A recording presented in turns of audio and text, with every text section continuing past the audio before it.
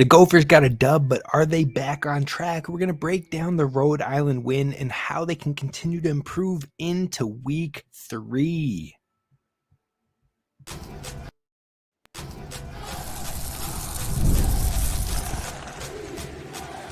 You are Locked On Golden Gophers, your daily podcast on the Minnesota Golden Gophers, part of the Locked On Podcast Network, your team every day.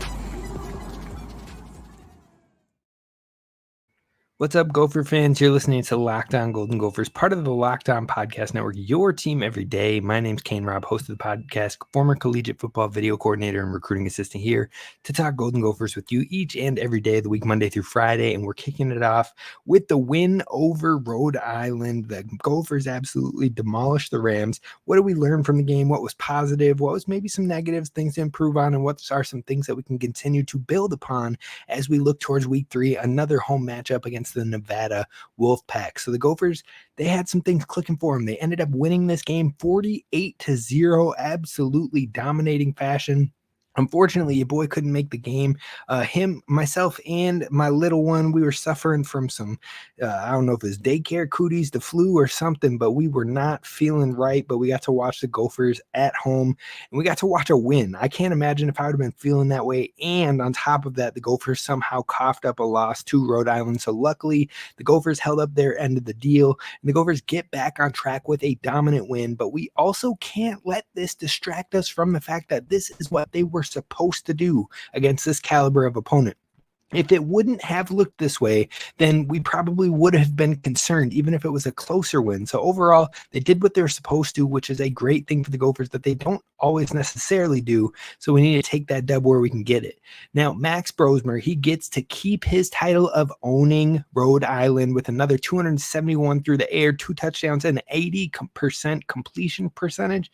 The boy was slinging it on him, not too shabby, and his average per completion was 9 yards, so it also wasn't just dink and dunk little drops the entire game. Now, there were those spread out a fair amount throughout the game, but overall, it was a good amount of some intermediate shots, some closer, shorter throws, and then a couple of longer throws as well. But overall, I like what the Gophers did. Now, on top of that, you have Darius Taylor, who comes back, the Gophers' best player on the offense. He's healthy, and he showed once again that he can be a game changer. Now, he didn't have over 100 yards, but he didn't have over 100 yards rushing, I should say. But that isn't to say that his impact wasn't huge for the Gophers. He had 64 yards on the ground, 48 yards through the air, 112 yards all-purpose for those who aren't great at the quick math. Plus, he had the first touchdown of the day. Now, that was with the Gophers keeping his touches down. They weren't going to give him 30 carries in this game. Heck, they didn't even give him 20 carries in this game. In fact, I believe he had 14 or 16 carries, and then he had a couple of receptions. I believe 14 carries, 4 receptions, which comes out to 18 total touches in this game. Now, how he used those 18 touches was super valuable because he was efficient, he was impactful, he scored, and he helped the drives continue to go on. So Darius Taylor, well on his way to getting back on track. Now, on top of that, you've got the Gophers passing game. Now, the Gophers didn't necessarily feature Daniel Jackson like we know he can be, and that could still be to come, but it was encouraging to see 12 different Gophers catch a pass in this one. Elijah Spencer led the way with 4 receptions for 55 yards. Darius Taylor had 4 receptions for 48 yards, and Daniel Jackson had 4 receptions for 40 yards. Now, overall, the receiving touchdowns came from Christian Driver, who had 2 receptions for 26 yards and a touchdown, and then Lemeki Brockington, who had 2 receptions for 38 yards and a touchdown.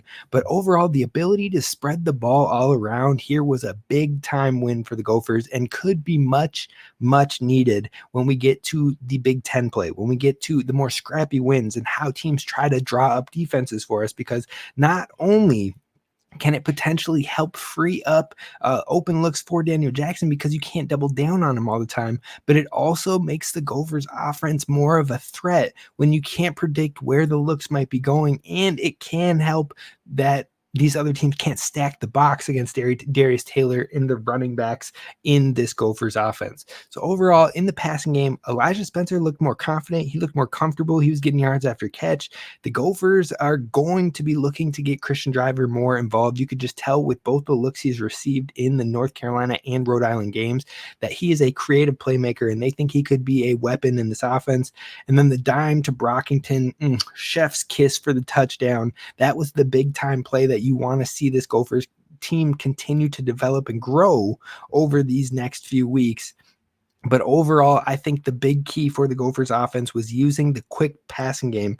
And that was a big benefit for them because it was something that needed to happen and needs to continue to happen moving forward in order to build upon the success. Because as the quick passing game got going, your quarterback found rhythm. He continued to complete a lot of high percentage looks. He found some deeper shots and he kept the ball out of harm's way. So overall, I loved the quick passing game and generating flow from that way. Plus, it kept the Gophers offense moving and stagnant, or not stagnant, and moving and I guess not stagnant, and helping them continue to generate rhythm and chemistry to help funnel longer drives. So overall, I was impressed with the quick passing game and how that helped this offense.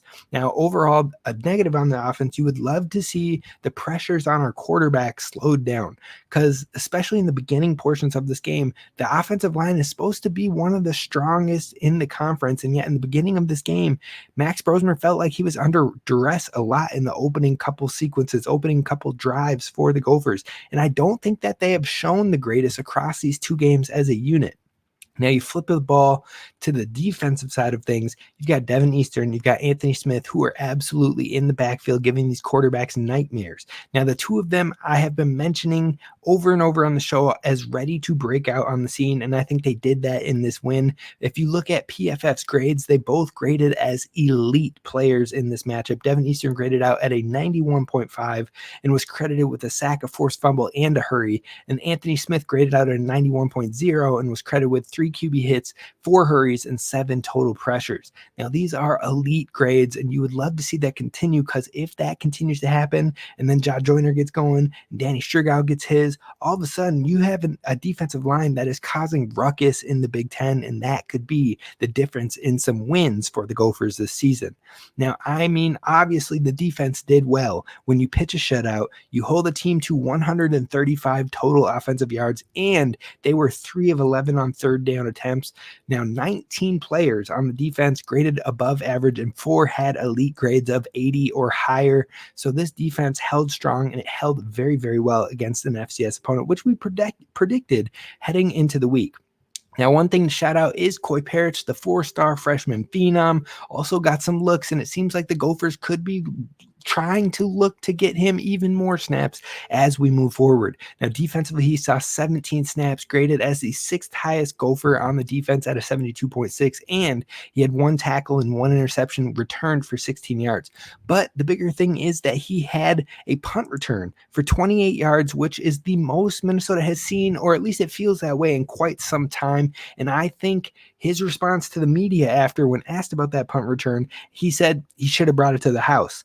I think Minnesota fans are going to love this kid and love his confidence, love his swagger, and I think we need to see him more in that return game. So we're going to dive into this game a little bit more in the nitpicking parts of the scenes, but it wasn't a perfect outing for the Gophers. So we need to learn from this game so the next one will be even better. We're going to discuss the 3 immediate changes that the Gophers need to make by next week. That's what's coming up next.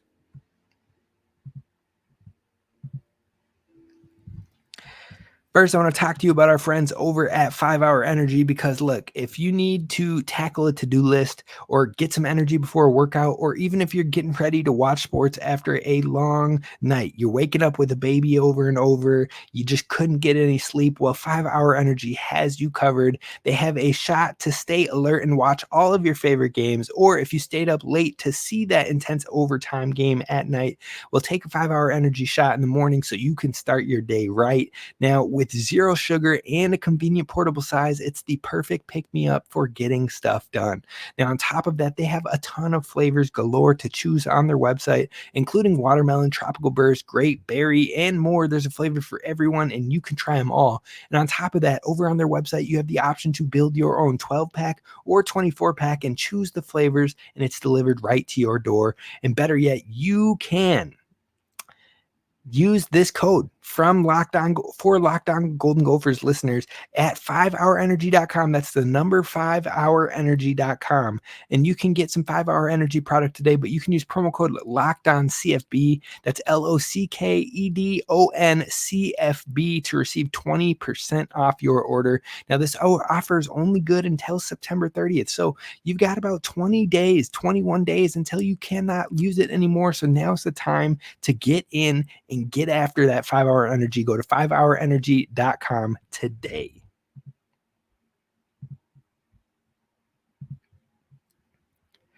All right, Gophers fans, we are diving into the 3 immediate changes that need to happen in week 3. The 3 changes that the Gophers have to make from this blowout win. There are still improvements that need to be made. We're going to go into the top 3 things. Number 1 being the offensive line has to slow down the pressures on this quarterback.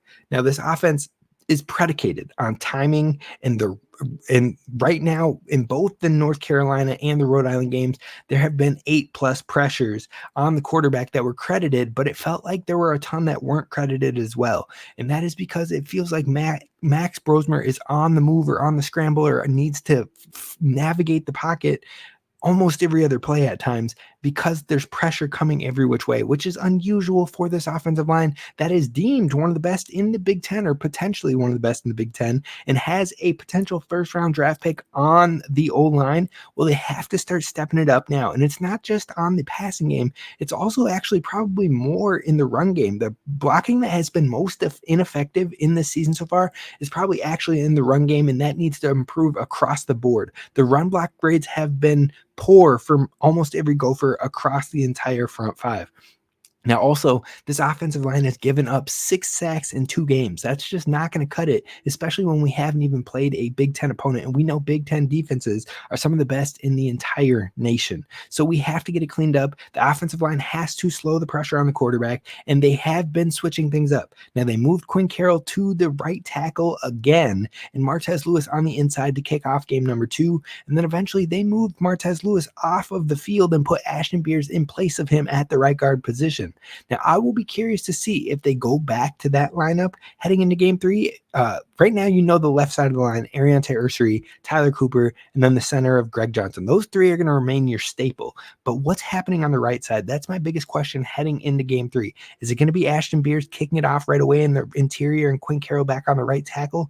Or are they going to try to put Quinn Carroll back on the right tackle or right guard and then have Philip Daniels step in at the right tackle? Or will they run it back with Martez Lewis again? I think that option is probably the slimmest of the 3. It seems like they are just not having it with some of the different mistakes that have been made with Martez Lewis in these first 2 games. So I will be curious to see where Quinn Carroll lines up between the right guard and right tackle. And then also, does that mean Beers comes in, or does that mean Philip Daniels comes in? I think that's the big thing you're looking at heading into week 3, and it has to help improve the quarterback pressures and the run blocking for this Gophers team.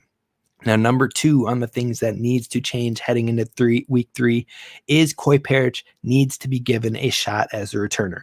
I'm saying this bar none, plain and simple, regardless of health or what have you. Shout out to Redding. He has held it down for these last couple of years, but I've been asking for Christian Hoskins as a returner for 2 years. I have been asking for someone who will take a chance and make a game-changing or field-flipping type effort. That is what this Gophers team needs, is a dynamic returner to keep them a threat in the punt return game, in the kick return game, and what have you. And now we haven't really seen that over the last couple of years. We never saw Christian Hoskins get that opportunity, but we saw it at practice and not in a game. Now you get to see Coy Parrish thrown in there as a true freshman in his second game, and you see him take off with the ball. You see him have a dynamic punt return, the best punt return in the last 6 years. And that isn't an exaggeration. The Gophers, since 2019, their longest punt return has been 27 yards. Coy Parrish had it 28 yards in his first ever punt return as a true freshman in game number 2. He broke the best punt return since 2019. That itself should tell you that his dynamicism to the special teams game could be field flipping, could be game changing for the Gophers, and that is why he needs to be on the field in that capacity. Yes, there could be some mistakes. Yes, there could be some blemishes, but you have to learn through those. And he's a true freshman. You want to get on the field in the first place. Well, there is the opportunity, and we need that possibility every single time. So that's number 2, is Coy Parrish needs to be the returner moving forward. And number 3 for me on things that need to change is that the offense needs to get clicking faster. Now, yes, the Gophers had success on offense. Yes, they found ways to pass the ball. Yes, they still had a running game, even though it isn't as dominant as what we've been used to seeing. But the Gophers had 5 drives in the first half, but only 2 that were successful and long drives that ended in touchdowns. And this was against an FCS opponent. So the score could have been even worse. Their first drive was on track, and then it stalled out, and they had to settle for a very long 53-yard field goal.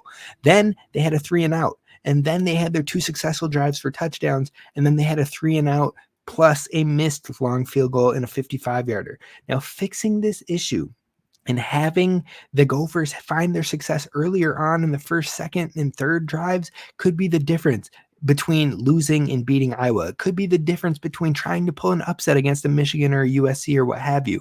And it can't take 3 offensive possessions to finally get it into gear. So the Gophers offense has to click faster. It can't take 3 drives against an FCS school or any school that you're playing on the upcoming schedule. Now, a bonus thing that the Gophers need to change moving forward is they need to get a stronger pass rush going. 1 sack versus Rhode Island feels like a little bit of a letdown there. So even in a 48-0 blowout win, there are still things to be worked on for the Minnesota Golden Gophers. But what were the positives that can help Minnesota get into some bigger wins later down the line? We're going to talk about positives to build on to close today's show, and that's what's coming up next.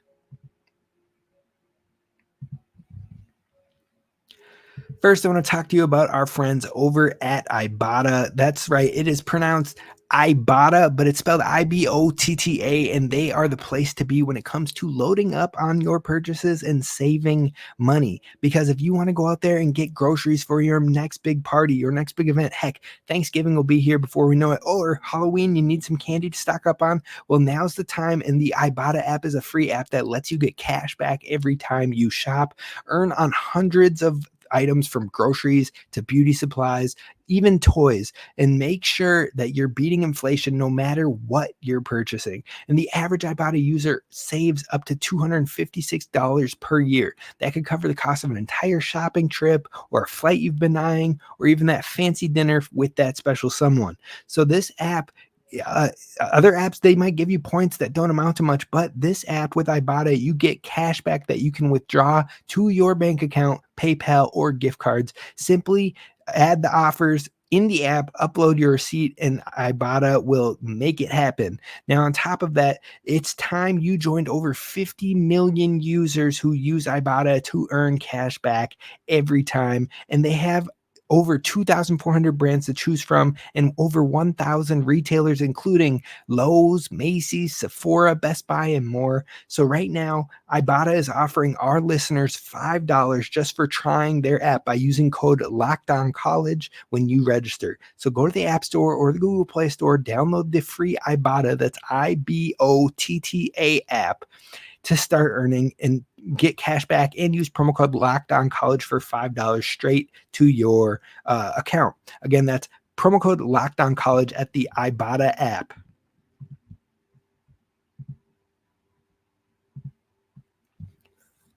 All right, Gophers fans, let's wrap this one up with 3 positives to build off of moving forward into week 3 and beyond.